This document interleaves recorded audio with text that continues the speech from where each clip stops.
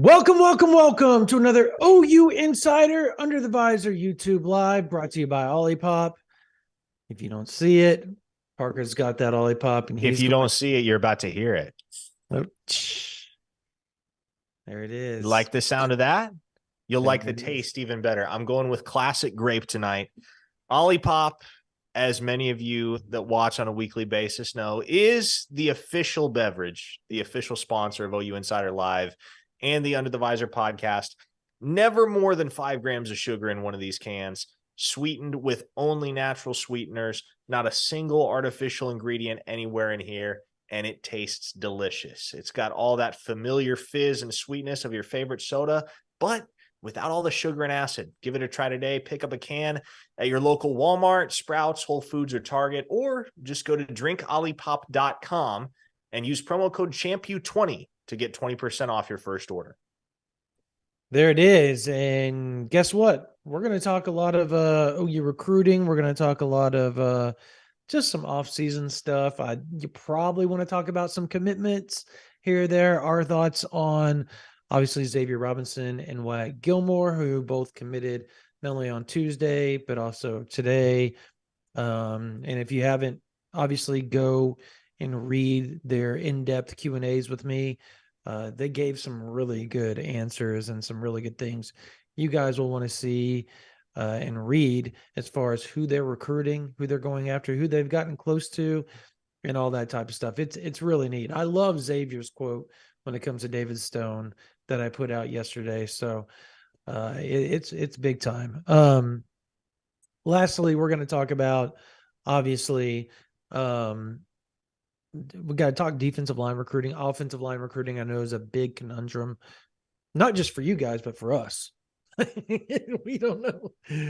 Parker and I, this is one of the few times I'll sit here and look y'all square in the eye and go, I am freaking clueless when it comes to the offensive line recruiting, because it's just all over the place. And I don't understand it as he takes in a big gulp of Olipop. Let's talk about that. Let's start with the offensive line recruiting, because I think that's the biggest question of it all. Let's start with the recruitment that kind of encapsulates the offensive line situation in the 2024 class. Caden Massey, the 3-star tackle out of Linden, Kansas, is committing tomorrow evening. Mm-hmm. There is no one that knows where that kid is going. Not a single human being. Now, I have talked to sources on every single side. He's down to 4 schools: OU, Nebraska, Ole Miss, Kansas State. All 4 schools, all 4 staffs, they're like, well, we have things we think. We have nothing that we know about this kid and what his eventual decision is. So as of right now, I've got my future cast on Nebraska. And somebody asked me via text, somebody from the Nebraska side asked me via text just a few minutes ago, if you had to bet your life on it, which would you pick? I'd probably pick Nebraska, but gosh, I wouldn't bet my life on it if there was any way I could avoid it. So no doubt. That just kind of sums up what this offensive line group has become in the 2024 class. It's kind of a crapshoot, and there are high-profile targets on the board that OU's in very good shape with. They're battling K-State and Nebraska, not just for Massey, but also for Grant Bricks. They're going toe-to-toe with UCF, oddly enough, for Eddie Pierre-Louis. And then it seems that I get the sense it's a 3-team race for Bennett Warren right now. Oklahoma, Michigan, I should say Oklahoma, Texas A&M, and Tennessee. It feels like Michigan, with as full as they are about to be on the offensive line, they're kind of fading in that race. If they took 7 offensive linemen, I'd be astounded, which it feels like they would have to do if they wanted Bennett Warren in the class. So, man, it's just it's a conundrum trying to get to the bottom of this offensive line picture. And thankfully, you got a lot of clarity at running back right now. Got a lot of clarity at receiver, got plenty of clarity on the defensive line and in the defensive backfield as well. Not to say things are entirely settled there, but feels like offensive line is kind of the one group where we're just sitting here wondering, okay, what becomes of this? Yeah. Oh, so you're done. That was the That was definitive. it. Yeah, that was Okay. What definitively what becomes of this? Yeah, we don't know what becomes of this. I mean, we've sit here and talked about Casey Poe and now I like the weird thing is like when I talked to a source yesterday about Casey Poe, I didn't get a sense that they thought they were Oklahoma was out of it. And I think that I don't know if it shocked me. It when you deal with Nick Saban, I guess what I'm trying to say is in Alabama, they're usually pretty definitive, and you hear a lot of definitive buzz behind the scenes, right? Surrounding those type of recruits. There's nothing real definitive about Poe in this decision yet. Now, do I think he's going to go to Alabama? I would probably bet money on that right now. Do I think it's just cut and dry that there's no way Oklahoma can change that decision between now and July 12th? I don't think that either. I think there's a decent possibility of that happening. I'm just not as confident as if I was on the Alabama side. I think that would be the best way to put it. It's almost like Williams, Winery, Georgia, Oklahoma, but you flip it, right? Like there's the Georgia people are confident, but everybody else is confident with Oklahoma still. Like you talk to the national people, you talk to all this, and everybody seems pretty confident it's still Oklahoma. But Georgia has kind of that confidence. Oklahoma has that weird confidence in Poe, but I think it's cautious optimism is how I would portray that. And for me, I would tend to lean on the Bama side of things still. Um, with Grant Bricks, our girlfriend's going to be undefeated still. Do we think that, Parker? I I don't cover that recruitment. If y'all don't understand, like Parker and I each have our own little recruitments that we do. Now we've kind of swapped a little bit on the Boganowski thing because his dad is a military guy and he just kind of like just kind of gravitated to me because I'm a vet too. But Parker was the lead guy on that forever. But he has Bricks, Massey, Poe is Parker. Like the offensive line easily is a guy that I'll know, but outside of easily, I've kind of stuck to the defensive line and all that. And Parker's been, offensive line in one area. And that's how we kind of go about things. So we try not to step on each other's toes a lot too. Um, so I guess I'll ask you, our girlfriend's going to be undefeated. Well, I I don't think so. Right now, I think Bricks picks Oklahoma in the end. Now, am I terribly confident in that? No, and I quite honestly, I don't think you can be much more confident with Bricks than you can be with like regardless of where you feel that Caden Massey is going. It's almost the same level of mystery shrouds the Grant Bricks recruitment, just because much like Massey, that's a small town kid who is not used to a lot of attention coming his way and is really, really guarded. And so my read for some time now has been Bricks to Oklahoma, Massey to Nebraska. There are people in the K-State camp that think they're getting both kids. Is that within the realm of possibility? Sure. But I'll just say take everything with a grain of salt, because if there are kids in this cycle that will surprise you, it's that type of individual, right? Where even if somebody did have a strong sense of where Massey was going or where Bricks was going, they're definitely both the type that could pull a fast one on everybody at the 11th hour if they have a change of heart. And gosh, it's just recruiting is such an adventure, man. It never lacks in drama, even with the kids that at face value are some of the most low drama kids you interact with. Like nothing about it. It's sort of a paradox, I guess, because Bricks and Massey, you get to know them. They're two of the most low drama kids you could ever encounter. But what's dramatic about their recruitment is that they just keep everything to themselves.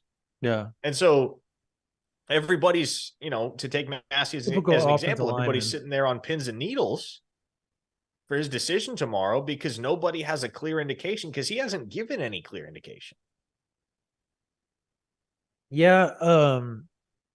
I think we need to touch on this though, is like everybody's freaking out about the offensive. Let's say, hypothetical reasons, Oklahoma lands one more guy outside of Autry in this class, just one more guy. So they got two.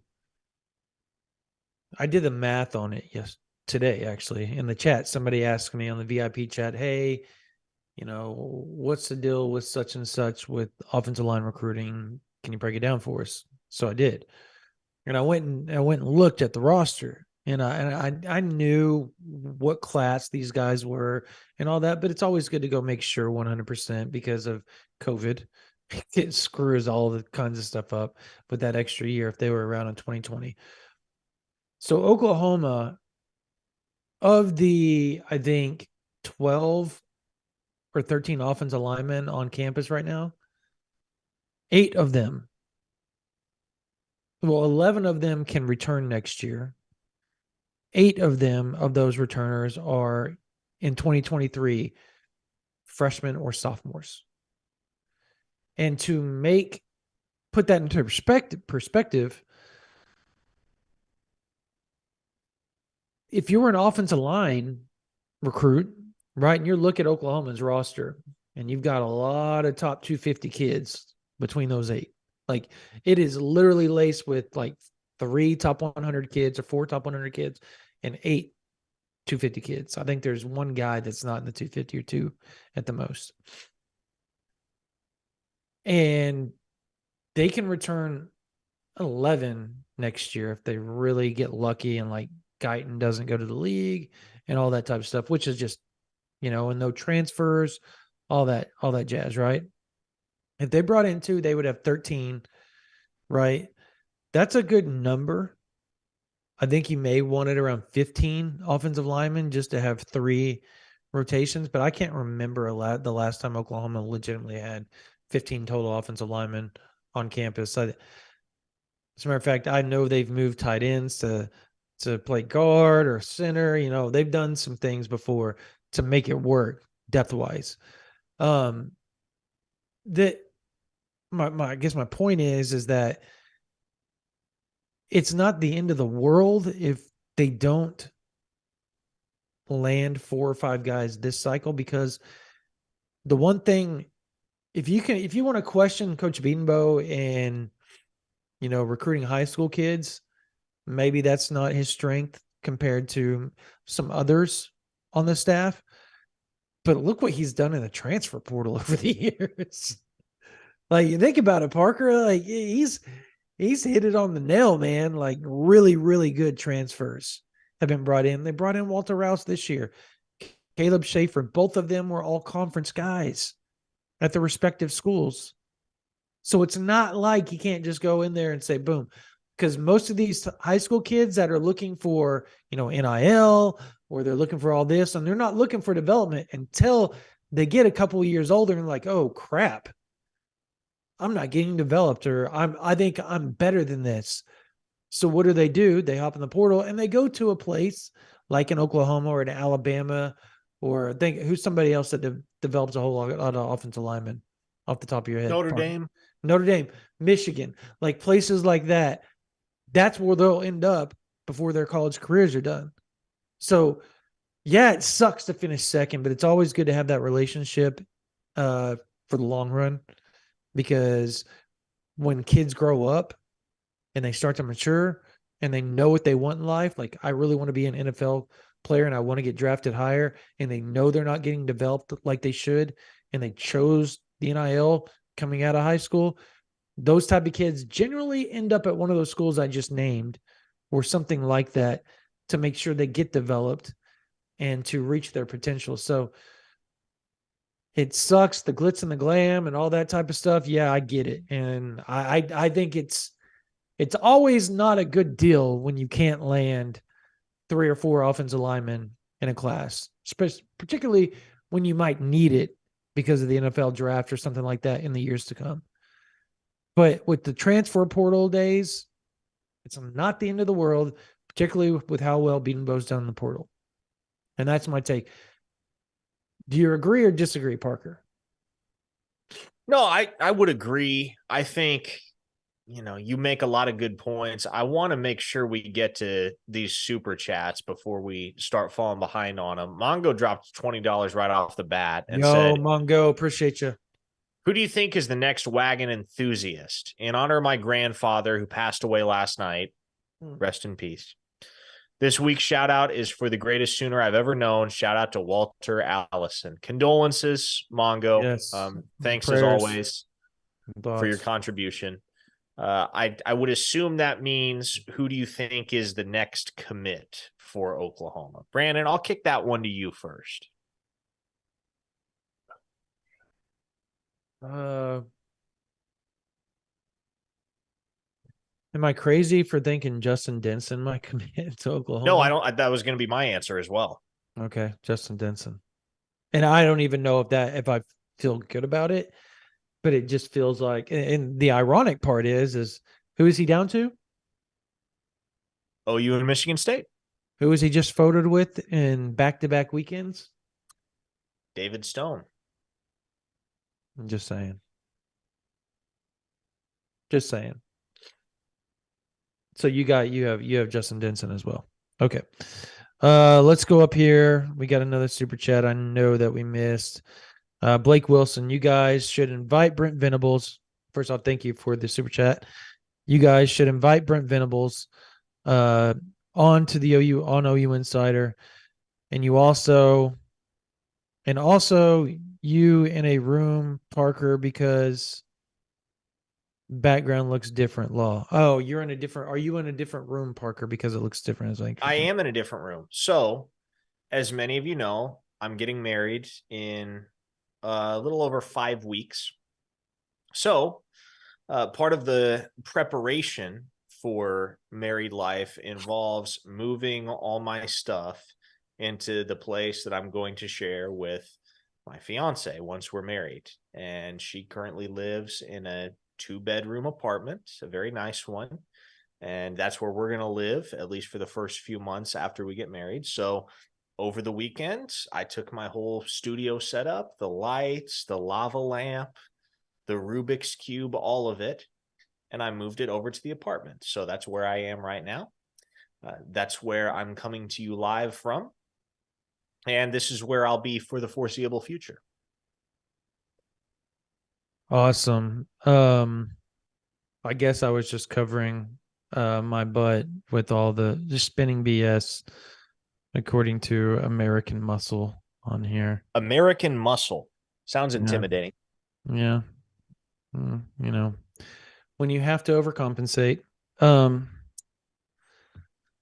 Anyways. Is Bryant Wesco off the table? Yes. According to Preston Enoch asked us that, and appreciate the super chat question. Yeah, I flipping from Clemson just always seems like a very tall task. It's a lot like Oklahoma went 6-7 last year, right? But with the culture and everything else, how many decommits did they actually end up having throughout that whole deal? Not very many, right? Like you would have thought like the whole class was going to fall apart. It was going to whatever. But I guess if Oklahoma wins 10 games, 11, 12 games, maybe you can go knocking on that door and seeing if he might listen.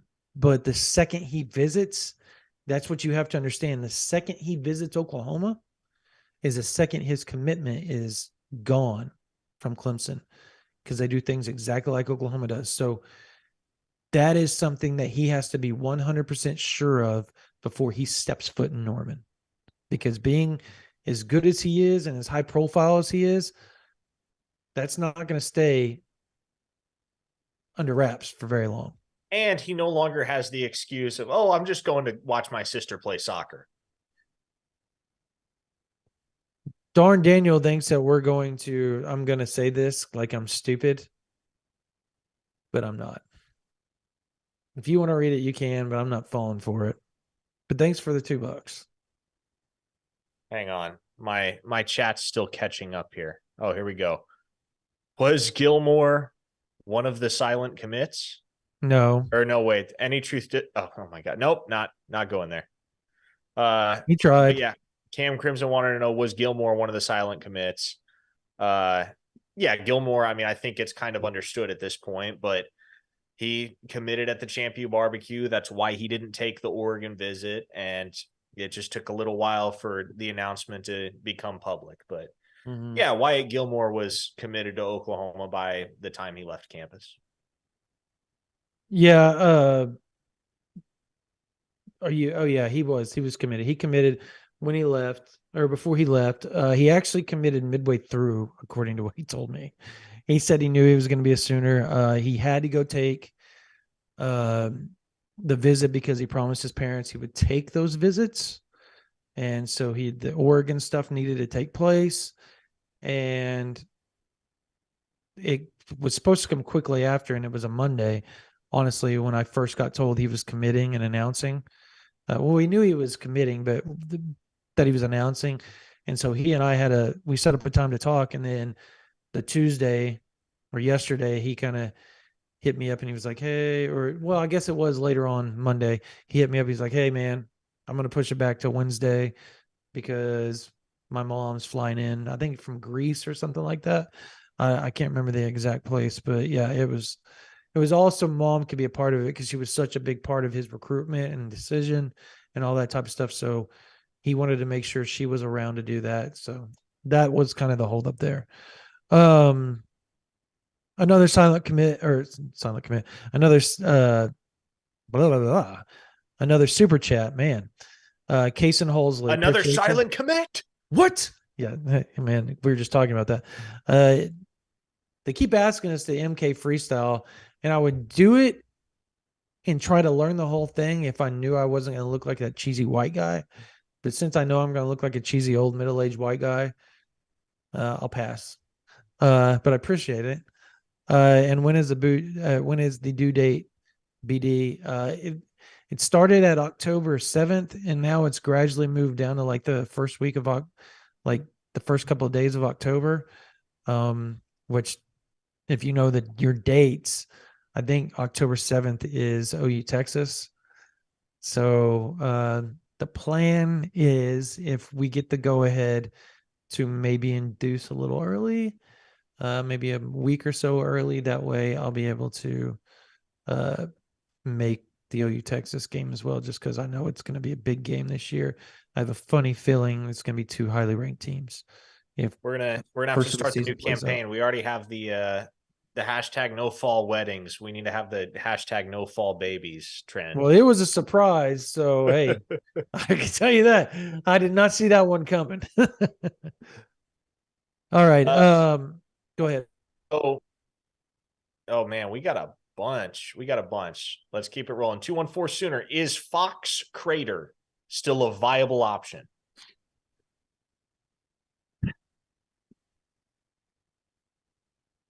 I mean, as much as I have to think about it, I guess, but that's something I need to dig on. Like, he is like one of those guys that you never think about. Yeah, well, You know what I mean, Parker?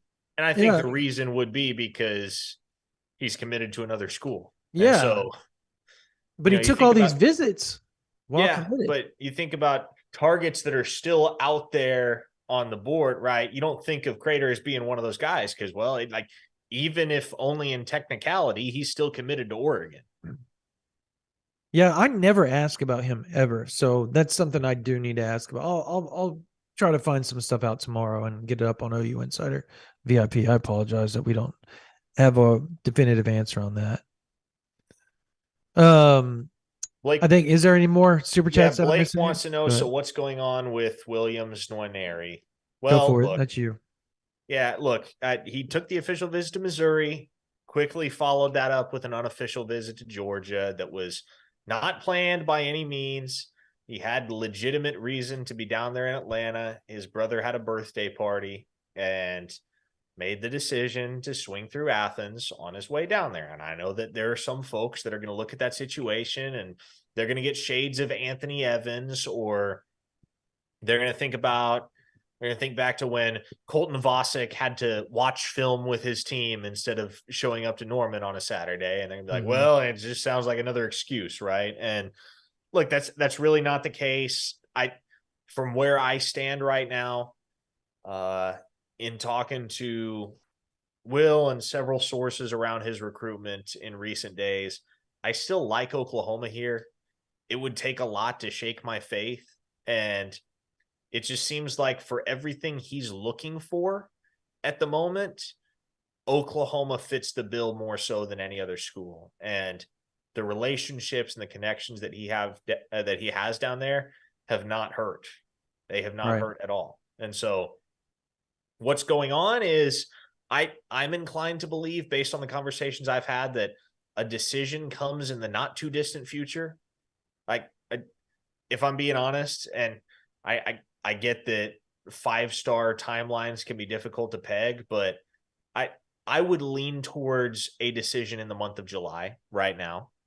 And if that's the case, I think it goes Oklahoma's way. Where I start to worry is if this thing gets pushed into the fall for one reason or another, that Oregon official visit takes place on September 23rd.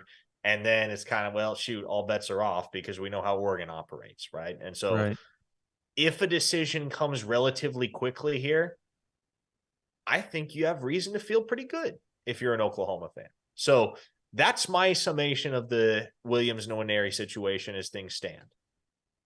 Yeah.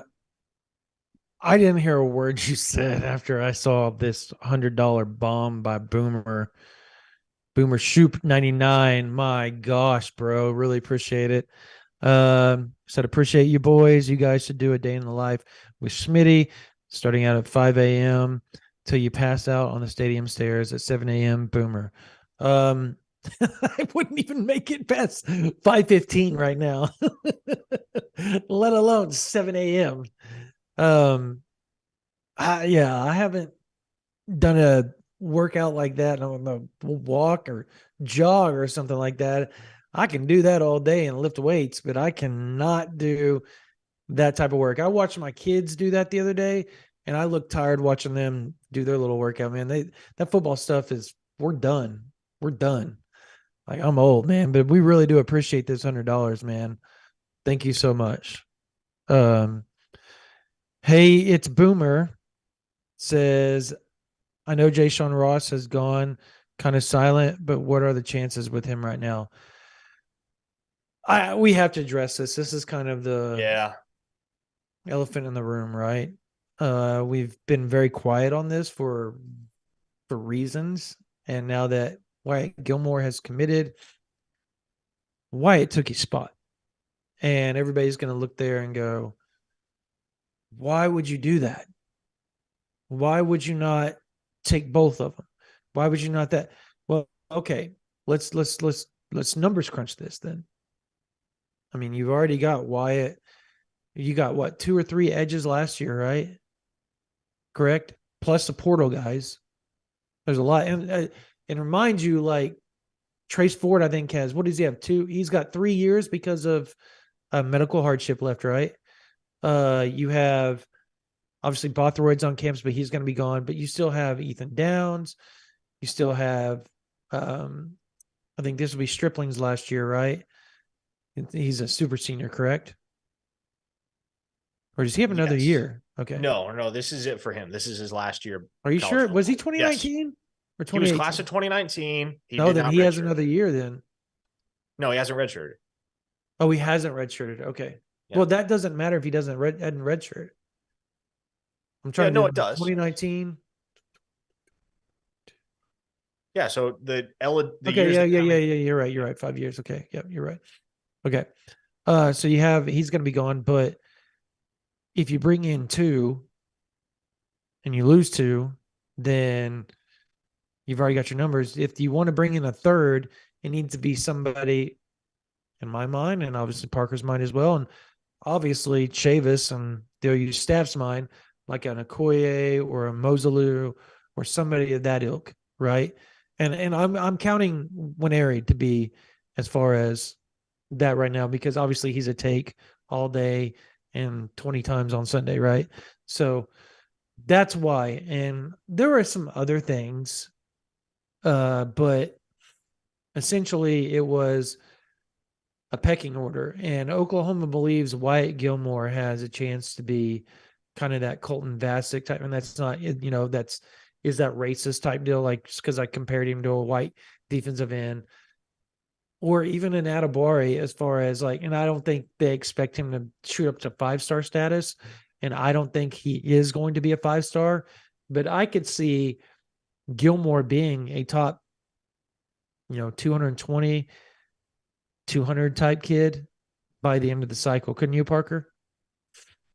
I think And I it know, I honestly, know Minnesota Preps has a lot to hold, is what holding him back quite a bit because of competition. I and get that. that's the thing. It's not a lot of exposure up there. And so Yeah. to make a move like that, yeah, I think he's capable, but he's going to run into the same problem that Cade McIntyre ran into, that Caden Massey has run into, that honestly Grant Bricks will inevitably run into.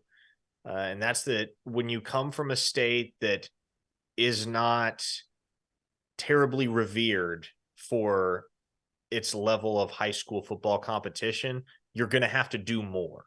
Right. And there are some kids that, I mean, they just have careers or seasons or film that just makes them undeniable. Right. And I think Bricks is a good example. He plays small school ball in rural Iowa, but he's an absolute killer on film. And that's why Right. he's a top 100 player. But how much higher can he realistically go? Lincoln Keenholz last year, the 4-star quarterback who signed with Ohio State after flipping from Washington late in the cycle.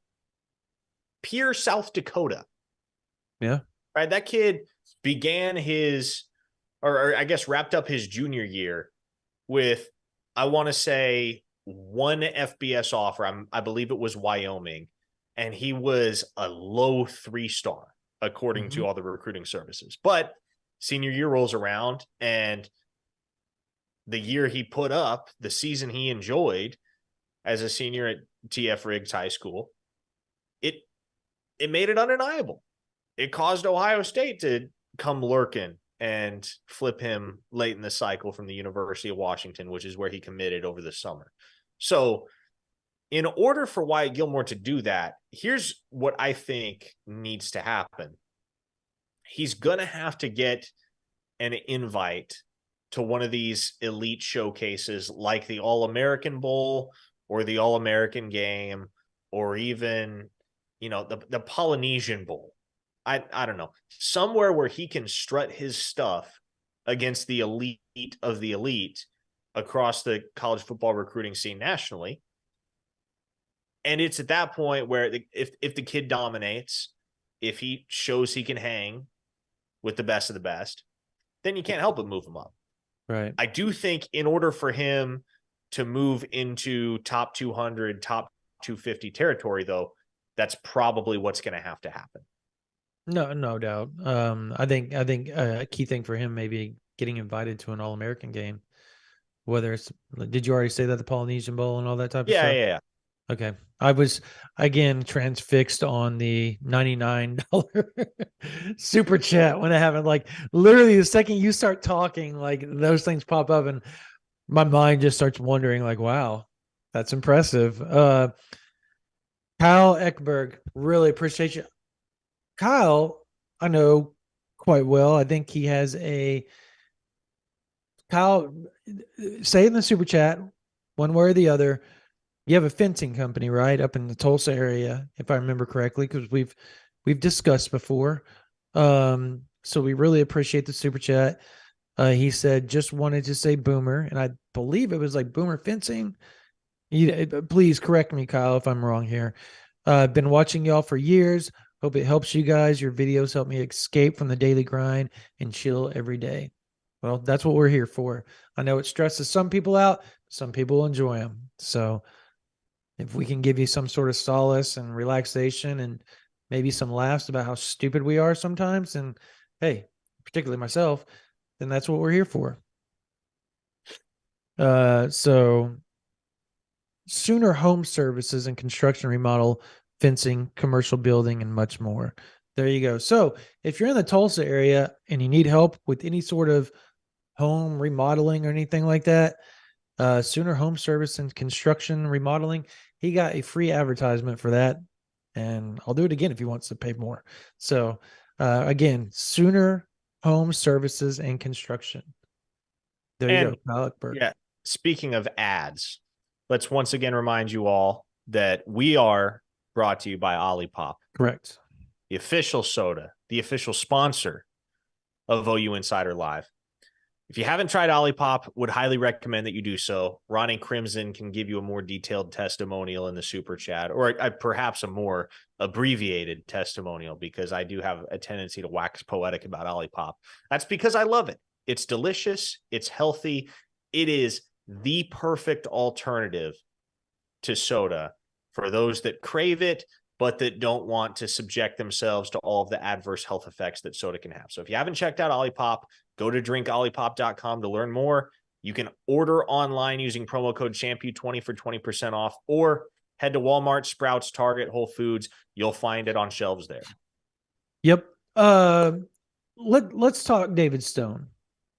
I know everybody wants to talk David Stone, so let's talk David Stone. I don't think we can go alive without talking David Stone, because as far as a kid from the state of Oklahoma, there might not be a bigger name to come out of this state since, who would you say, Parker? I'm trying to think. Gerald McCoy. So it's been 15 years, or Yeah. more than that. It's been 17 years. Okay. So he obviously visited Michigan State last weekend, and that visit went well. We all know it was going to go well. He loves Coach Mel Tucker, and Coach Mel Tucker is one of the only reasons why he continued to visit. Now, I know if you saw the Know Your Recruit where I talked to David Stone, and he brought up Michigan State, where I asked him about Michigan State, and he talked about it, and he said, as far as the players on the team, I know those players more than I know any other school, with Oklahoma being a close second. Now, that was before the Champion Barbecue, and that was before he took, 3 other visits to Oklahoma before he even took the official to Oklahoma. So I don't know how much all that changed, but I do know, as far as relationships with coaches, again, I know fans get tired of hearing this, Todd Bates, Brent Venables, Miguel Chavis are top of the line when it comes to that, and nobody compares to them when it comes to David Stone. I also know that I would not be shocked if by the end of July we had a feeling where he was going to go. But we also know that, much like Peyton Bowen last year, these things can change. The kid will say, I have a idea of when I want to announce, I'm going to do it on this date or this date or this date. And then when that date shows up, they change it. So, but he's getting tired of the recruiting process quite a bit. And I'm confused what you're trying to hold back giggling about. It's the super chat. People are making all kinds of jokes in the super chat, as they do. And as per usual, Ronnie Crimson is the ringleader. I'm having fun with it. Very nice. But yeah, like I was saying, I would not be shocked if by the end of July you knew or had a feeling, a much, much better, clear picture on maybe a date, or he's already committed. David did tell me that he plans on going to Oklahoma. I don't know if it's going to be for the party in the palace. I don't know if that's going to happen. But he did say he does plan to get back to Oklahoma when it opens back up. As far as the recruiting and the dead period ends, he wants to get there another time or two before he heads back to IMG. That is what we know right now. And I still like Oklahoma. I do. I still like Oklahoma. This just seems, I will say this. I also got told this. And Parker, we've heard some things on this, obviously. but where this came from, I'm going to take it to the bank. I was talking to this person, let's just say earlier this week, and this person knows Stone very well. And I said, do you believe Oklahoma is going to do what they need to do to get him? And their eyes got real big and they were like, oh, yeah. Oh, yeah. I believe 100% he's going to get taken care of. And it's going to be more of a um, coup and money than most people perceive. Like, and they said no matter where he goes, obviously he's going to get taken care of. But they said Oklahoma really stepped up in this department. And I've heard the same for Williams Winery, by the way, too, that there is some change happening with Oklahoma's NIL and how they handle it. And my understanding is, do you remember what the name of the new NIL, the other one that the university kind of pushes outside of Crimson and Cream? No, I do not. Supposedly that's ran by more of the people that the big money, the BMDs are comfortable with. And I know that they brought in the Crimson and Creams, brought in the gay bikers and the Dusty Dvoraceks and stuff like that to make help in that department. And they got rid of the other guy, the original guy that was running it, because apparently things weren't happening the way that they were supposed to happen. And so they've really fixed that, both of those NILs. And from what I've heard is that Oklahoma has really, really taken a big step in that direction. And I know that they're working on some creative ways to start some extra fundraising. It's not going to be tweet out or you get all these monthly whatever. I think there's going to be a lot of meet and greets, like probably akin to what USC is doing, where they have like big dinners with like all the players and you pay for a seat, and that's kind of how it works. So yeah, that I think fans will like that if it continues to move in that way. So and I got What's interesting, and I'll just it's the interject. Sooner Charitable Collective, by the way, is what it's called. Thank Yeah, you, and Travis Davidson. Girl I'll boy. Appreciate just you. I'll just interject this because I was told this today, and I'm reading this verbatim from a source connected to another university that is recruiting Williams Nwaneri. That source told me, and again, I'm reading this word for word.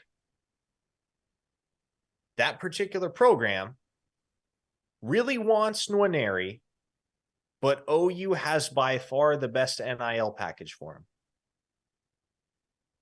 So I don't know what that does. I don't know.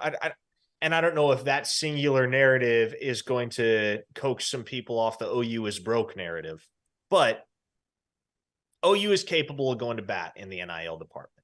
Right. Now, are they ever and will they ever be able to go toe to toe with Oregon and Texas A&M and Miami when there's a player that any one of those three schools decides they have to have? No, because I mean, as of right now, those are the three schools with the highest spending power in the entire country in terms of NIL. And I don't think that's a secret. And on the other hand, it's also about willingness, right? Did you name Tennessee? Did you name Tennessee? No, I named Oregon, A&M, Miami. Well, Tennessee, and I know that I'm just deciphering, because I have no idea who that is, but I'm gonna assume that Tennessee was a school that you were talking about, and you don't have to confirm or deny it. But I also know that most people believe Tennessee has the best NIL program there is.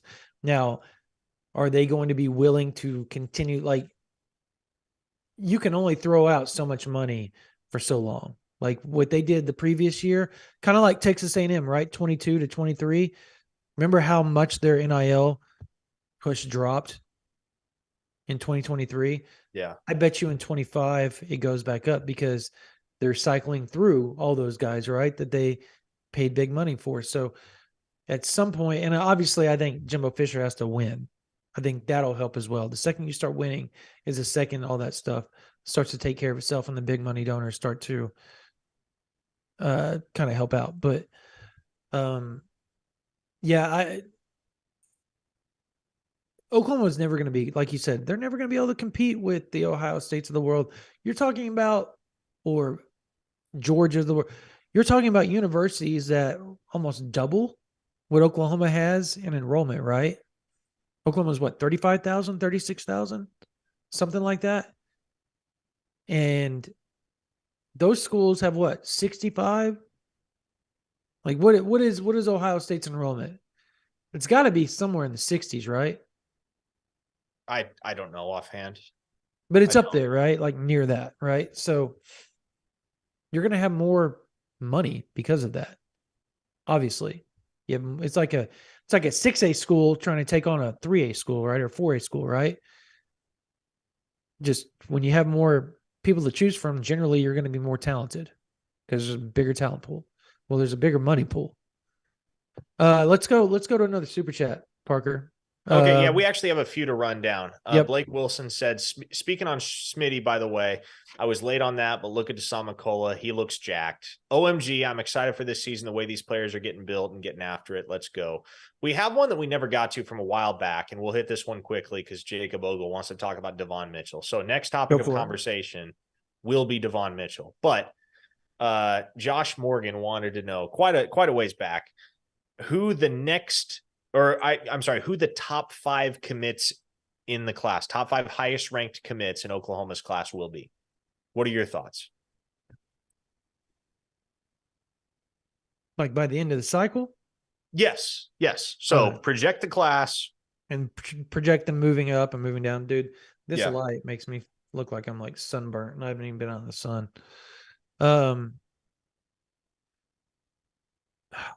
Like I guess 1A, 1B, Williams, Winery, David Stone, I guess. I'll go 1A, 1B. Trying to think it. Taylor Tatum, number 3. I'm down with that. You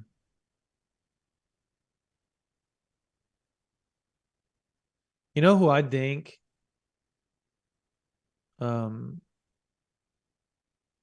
Man, Parker, this is tough.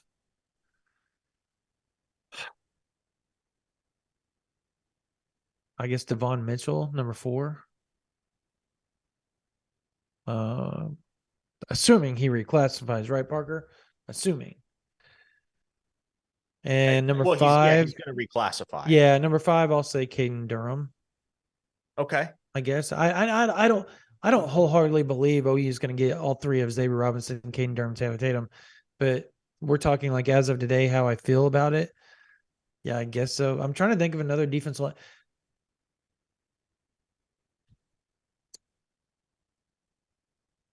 Oh, dude, no, not Caden Durham. How about this? Nigel Smith. I'll say Nigel Smith will be my 5th. Okay. Go ahead. My list would be obviously Stone and Winery. Those 2 are at the top. Beyond that, I will say Taylor Tatum. I will say Zion Kearney. Oh, gosh, I forgot about him. Good one. Yeah. And I'll say Grant Bricks. Those are my 5. Gosh, I hope he commits, man. You throwing that one out there. It's coming soon. Okay. So there you go. Devon Mitchell, I guess that brings us to him. Yeah, go for it. Yeah, but you didn't throw him in there as a commit. Are you feeling? Well, no. I just not as one of the top 5. Well, he's like, what's he ranked in 2024 or 2025? He's the number 1 tight end in the 2025 class, and I think he'll be top 3 in the 2024 class once he reclassifies. But to me, he's just off the podium. Him and Durham and Nigel Smith as well. Those 3 guys are all just off the podium for me. And he's ranked 16th overall on the composite. Devon Mitchell went to Miami this past weekend. And if you've heard us talk about this recruitment in recent weeks, it should come as no surprise that there was a lot of positive buzz for the Hurricanes coming out of the visit, because we've said it for a while now. Miami was always going to throw a decent amount of money in front of Devon Mitchell and make him say no. And in speaking to several sources on the tenor of that recruitment right now, that's exactly what's gone on. And so it's OU or the money right now. And I don't think this is the type of recruitment where the money is going to win in sort of a format. Like, I don't think it's a foregone conclusion that, oh, Miami's got the biggest bag, that's where Devon Mitchell's going. I don't think he's that type of kid. I don't think he's got that type of a circle around him. But heading into that July 8th commitment date, yeah, you're a little antsy if you're an Oklahoma fan. I'll acknowledge that. You should be. Like, how could you not be when Miami is the other school you're dealing with here? So yeah, I still think OU leads. Now, could my opinion on that change within the next week and a half, depending on how some of these conversations down the stretch with the OU staff and the Miami staff go? Yeah, absolutely. Nothing is set in stone right now. But I tend to like Oklahoma, even with the surge from the Hurricanes. I've talked to a lot of sources about Mitchell the last few days, and I still give Oklahoma the edge. I still like where they stand. And I think it's very telling that you haven't seen any expert predictions drop in favor of Miami. Yeah, Miami moved the needle. Everyone will acknowledge that. But nobody, I don't think anybody has even come out and said, yeah, Miami definitely leads. I know Devon Mitchell said that, but he was very obviously on the record with a reporter who was standing outside the Miami facility. That feels to me like Mitchell just trying to stir the pot a little bit and create some drama heading into decision day. So would you, if I said this recruitment is very similar to Williams Winery in Georgia, is that far-fetched in your mind? Yes, I don't think those two are on the same plane. I don't. I'm not talking like NIL or anything. I'm just talking like perceptions from the school they just visited in Port Oklahoma. I don't throw the NIL out. It's, you know, Is that fair? have Is their that more, distinction, does that make sense? right? Like as far as like how Yeah, they, in the public eye, sure. yeah. The sexy team is the one that they just visited. But, Devon Mitchell came out and said, oh, yeah, Miami's my number one. Williams Nwaneri won't even acknowledge he went to Georgia. So, like, there's a very clear line in the sand there. Do you want to dive into that, by the way, since you just brought it up? That was an interesting couple of hours today for us, wasn't it? Yeah, well, I mean, I don't really want to dive into that in all Okay, honesty. fair But enough. basically, what it amounts to is that Nwaneri is trying to keep as low of a profile as possible about the Georgia visit because, well, he didn't want it getting out there in the first place that he might or might not be swinging by Athens. And a couple of reporters got hold of that and ran with it. And so he figured, you know what, I'll keep this one on the down low in the aftermath. But yeah, look, I'm not worried about Nwaneri right now. I'm a little bit more worried about Mitchell than I was, but I think this is a storm that Oklahoma can weather. See, now that you said that, the people are worried. The Drew Martin obviously is worried. Of course, about, Drew Martin is worried. Drew Martin is worried about everything all the time. but no. But besides that, no. The point is that look, when I asked like that, it was brought up. I called a couple of sources that are directly would know about that on the Oklahoma side. And Parker, you can vouch for this. And Yep. the exact words they said to me was, dude, it's been discussed with us ad nauseum, like literally about all the Georgia stuff. And Oklahoma is very content with how it's going. Oklahoma is very at peace with the recruitment right now. And Oklahoma is very, I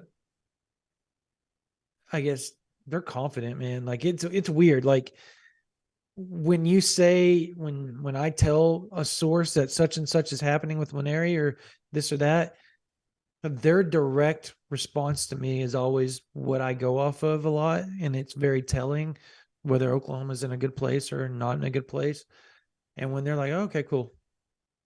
Like, you know that they know more than you do about the situation and have been They have known about this situation long before whatever. So finally today I got told, "Yeah, dude, we knew about it before. We knew about it after. We talked about this."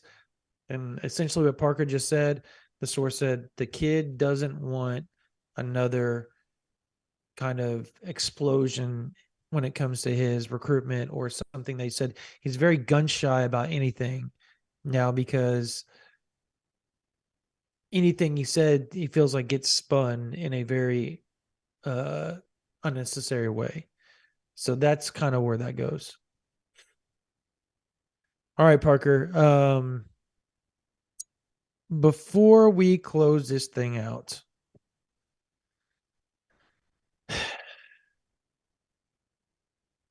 I saw a couple questions about Zion Raggins in there. I want to talk about him, and I want to talk about, I think, OU cornerback and linebacker recruiting, because those three are kind of,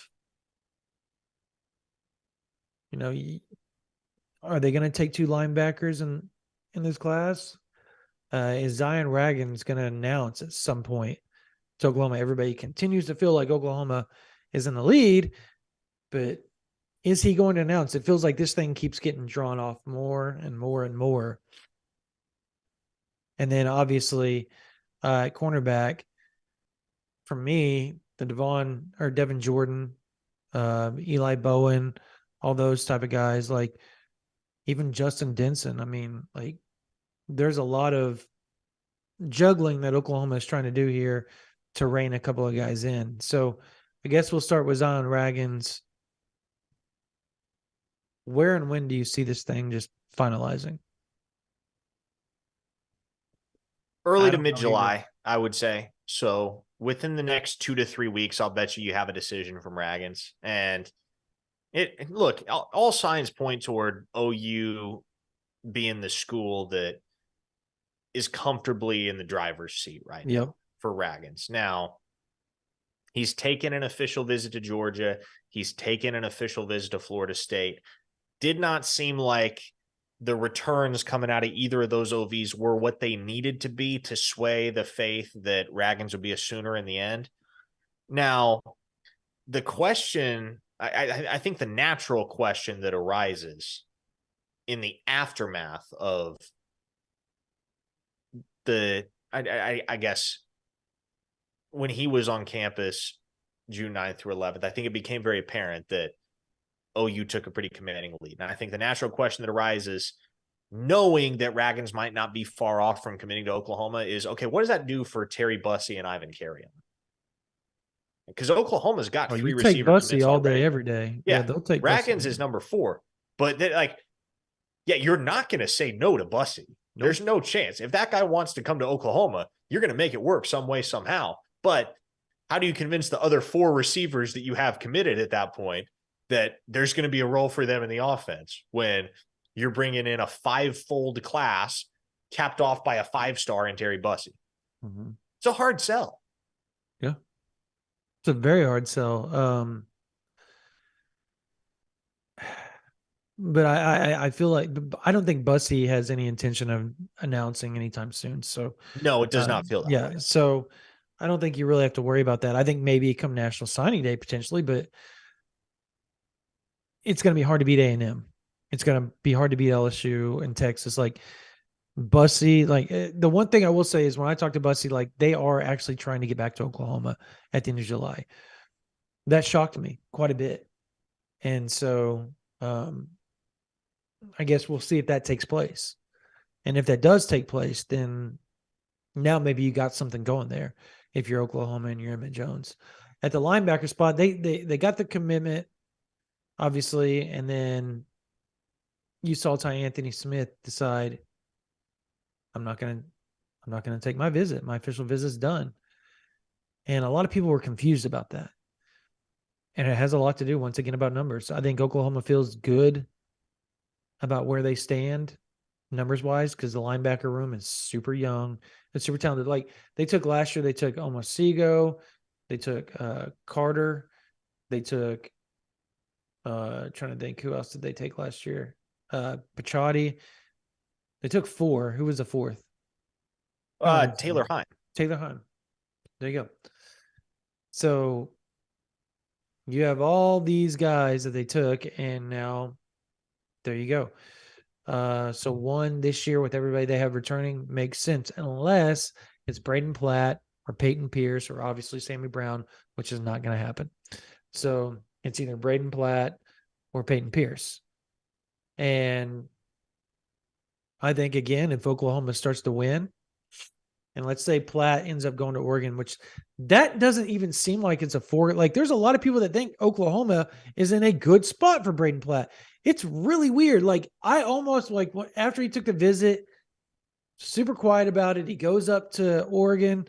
I was like, yeah, this is done, right? Still hasn't done anything. And so that the longer this draws out, it feels like Oklahoma at least has a puncher's chance. Now, I'm going to bet on him staying up in the Pacific Northwest, but it's not a foregone conclusion, I guess is what I'm getting at. And then you have Peyton Pierce, Mr. Legacy, Mr. Everybody in his family's gone to Oklahoma, basically. His grandpa played at OU. They have all of his family lives in Oklahoma City or Norman. They have a lake house at Grand Lake. Like, everything is Oklahoma, Oklahoma, Oklahoma in his family. And yet here he is going to Ohio State. If Oklahoma can show some signs of life on defense and they can start to win some games, maybe even beat Texas, maybe they go 10-2, 9-3 next year. I think at that point, you have to at least check back in and check the temperature of Peyton Pierce, right? See where Oklahoma can stand with that. Because maybe it does start to be a little bit more intriguing to him. I mean, I don't know. But because remember he told you and I when we were standing there how razor thin that decision was? Yeah. That seems very flippable at some point, right? Yeah, it does. There's a world in which that happens. Now, yep. I will clarify. I think it's a world in which something goes wrong on the Ohio State end. I don't think it's as simple as, Peyton Pierce decides Oklahoma is just suddenly a better fit for him. No, something's going to have to go wrong on the Ohio State end to screw that up. Is it within the realm of possibility? Yes. Would I count on it? No. Right. I guess finally the cornerback position. If you were to guess, like, let's say Oklahoma does take 3 corners this year, and I don't know that they're going to. I think if the third corner was Peyton or Eli Bowen, I think they would automatically take 3 because you're going to take Eli Bowen. Not just because of his brother. I want people to understand that, because that dude is that good. Like, he's a stud. And Oklahoma thinks he has the best ball skills out of anybody they're recruiting. Like, I think, and if you watch him, it's very evident. Like, the dude is a playmaker. If you watch the 2022 version of Denton Guyer, the dude just did amazing things. And the second he got hurt, the defense just went to crap because he shut down half the field. When he was gone, you had to move people to play positions that they normally didn't play, bring younger guys in or guys that weren't as capable as him, and it really hindered their defense with how they run a very similar defense to Oklahoma. So it's very intrinsic and you have to be really smart to play that defense. And it hurt Denton Guyer last year. So if I was to guess right now, I guess I would go Justin Denson, Devin Jordan, and Eli Bowen. Who would be your 3? I would say Denson, Mitchell. Oh, crap. You know what? I always forget Oklahoma already has one, too, in Newcomb. So they would have to take 4 this year. I don't know that they can. I always forget Newcomb's on board. Yeah, so I guess I said Mitchell. I meant Devin Jordan. Denson, Jordan, Bowen. Yeah, I mean, that would be my class too. Yeah. Denson is the one I'm least confident in right now. Me too. But that's also the one that's going to wrap up the soonest. So. The roller coaster that is recruiting. You ready to put a future cast in yet? No, I got a couple of days, bro. I know. It's going to have to come soon. But Yeah, I remember you and I were texting about that the other day. We were asking each other, "You ready? No, are you? No." So we've held off on that for a while. All right, guys. I think that's going to do it. If you're not a member of OU Insider right now, uh, sign up. We've got a lot of information. There's obviously July is going to be filled with decisions and commits. So if I'm you guys, I would sign up right now. It'll be a great time. Plus, fall camp's right around the corner, which means the season's right around the corner, which means we're going to have a lot of team information coming to you guys as well. Plus, the Big 12 Media Day starts on July 12th and ends on July 13th. I will not be there. I will be manning the the commitments. I'll be manning some rivals publisher stuff that I've got to take care of. And Parker and Jesse will be down there doing their thing, making sure that you guys are covered top to bottom as far as the Big 12. The very last Big 12 Media Day is for Oklahoma and getting all the up-to-date stuff you can on Oklahoma Sooners and their upcoming 2023 season. So if you're not a member of OU Insider, go to ouinsider.com. There's a lot of information that we posted over the last 72 hours, like a ton. Monday, we posted like 6 or 7 notes. Like, it was awesome for our members. We got a VIP chat still going. We got a bunch of Q&As. Parker has his 2 for Tuesdays. He's going to have his, what's the Thursday one that you call it? What is it? oh, you mean Friday? Friday. What's it Friday? Friday, it's 4-piece nuggets. 4-piece nuggets. 4 nuggets of recruiting information every Friday. And they're usually pretty substantial. I mean, we're talking, I don't know, what's a really good fast food nugget compared to a really terrible one? Wendy's or Chick-fil-A compared to anybody. Okay. Yeah. Well, there you go. We're talking Chick-fil-A nuggets. Yeah. There you go.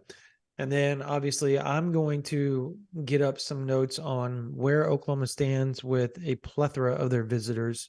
And I'm trying to decide if I want to do a class prediction, but the offensive line stuff is so up in the air that it's really hard to predict. But outside of that, I'll probably have some class prediction notes coming for you guys here fairly soon. But anyways, if you're not a subscriber to this channel, subscribe. We post 4 or 5 videos a week on here, all OU exclusive, whether it's softball, basketball, football, recruiting, whatever. They break down the season. We do a whole lot on this. And then we do a lot of recruiting, like me interviewing recruits for you guys so you get to know them, really relaxed videos, all that type of stuff. So subscribe to this channel because it's free. All right, that's going to do it for this version of the OU Insider Under the Visor YouTube Live, brought to you by Olipop. For Parker Thune, my name is Brandon Drum, and for Spencer Forsythe, you guys have a blessed night.